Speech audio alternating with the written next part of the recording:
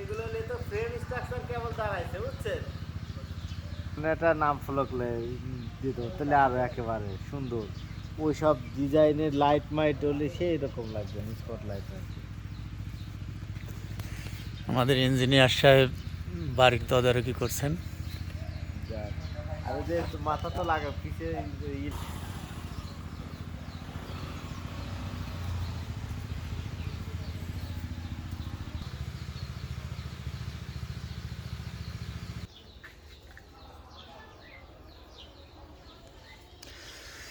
বাড়ির ভিতরে ঢোকার পরেই একটা রাজকীয় সিঁড়ি, সিঁড়িটা সামনে যে দুই পাশে ভাগ হয়ে গেছে। প্রথম তলার ছাদটা কাটা, দ্বিতীয় তলার ছাদ পর্যন্ত দেখা যাবে। ঢুকে ডান পাশে এইটা ডাইনিং রুম। ডাইনিং রুমের সাথে একটা অ্যাটাচড ওয়াশরুম রাখা হয়েছে।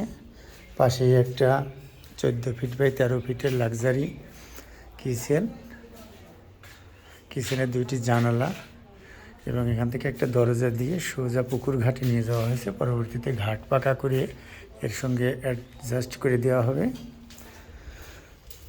এখানে এটা মূল দরজা, ওইটা আমাদের ড্রয়িং রুম, এইটা নামাজের রুম, এইটা একটা বেডরুম করা হয়েছে। বেডরুমের দুইটি জানালা এবং এখান থেকে বের হয়ে একটি বড় একটা ওয়াশরুম করা হয়েছে।